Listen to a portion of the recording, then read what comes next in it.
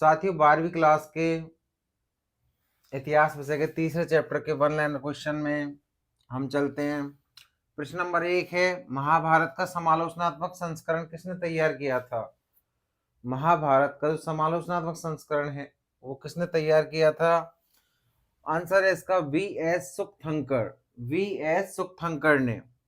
प्रश्न नंबर 2, संस्कृत ग्रंथों में, संस्कृत भाषा के जो ग्रंथ हैं इनमें कुल शब्द का प्रयोग किसके लिए करते थे? तो कुल शब्द का प्रयोग करते थे परिवार के लिए। संस्कृत ग्रंथों में कुल शब्द का प्रयोग किसके लिए करते थे? परिवार के लिए। प्रश्न नंबर 3 है, संस्कृत ग्रंथों में जाति शब्द का प्रयोग किसके लिए किया जाता था? जाति शब्द का प्रयोग करते थे बांधवों के बड़े समूह के लिए। जाति शब्द का प्रयोग किसके लिए करते थे? बांधवों के बड़े समूह के लिए। प्रश्न नंबर 4 आता है, धर्मसूत्र और धर्मशास्त्र विवाह के कितने प्रकारों को स्वीकृति देते हैं? धर्मसूत्र और धर्मशास्त्र विवाह के 8 प्रकारों को स्वीकृति देते हैं, जिनमें जो शुरू के 4 विवाह हैं उनको उत्तम माना गया है और अंतिम जो 4 हैं उनको निंदित, निकृष्ट श्रेणी का माना गया है। प्रश्न नंबर 5 है, किस वंश के राजा अपने नाम के साथ माता के नाम का प्रयोग करते थे? तो कौन सा वंश था ऐसा? सातवाहन वंश। और जो उसके प्रसिद्ध शासक थे वो कौन थे? गौतमी पुत्र सातकर्णी।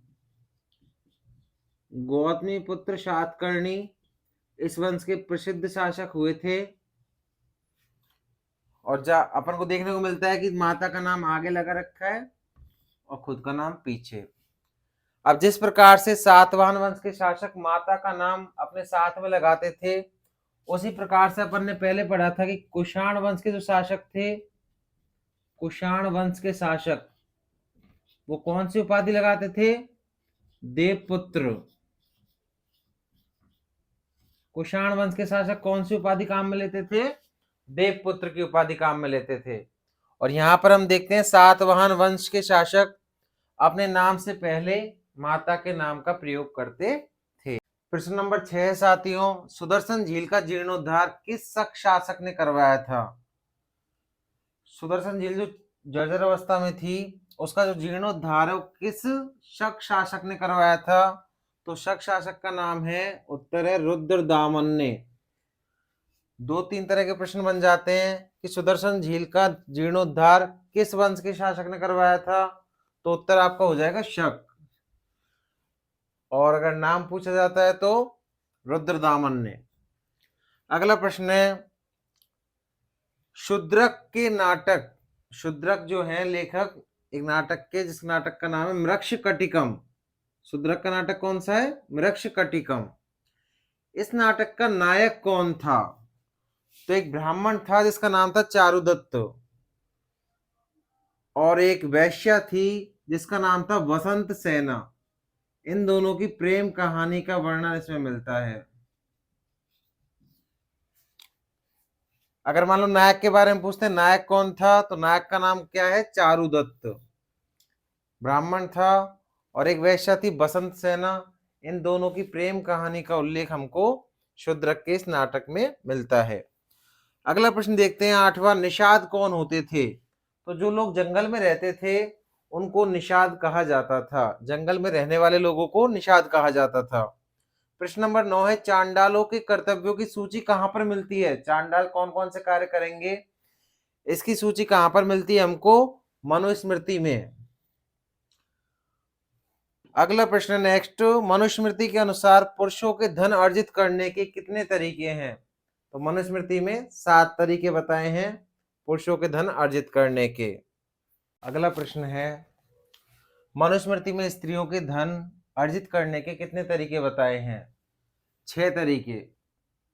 पुरुषों के लिए 7 तरीके बताए हैं और स्त्रियों के लिए 1 कम, 6 तरीके बताए हैं। नेक्स्ट क्वेश्चन, इतिहासकार महाभारत की विषय वस्तु को कौन से 2 मुख्य शीर्षकों के अंतर्गत रखते हैं? कितने शीर्षकों के अंतर्गत रखते हैं? 2 कौन कौन से हैं? पहला है आख्यान और दूसरा है उपदेशात्मक। पहला शीर्षक आख्यान है, दूसरा है उपदेशात्मक।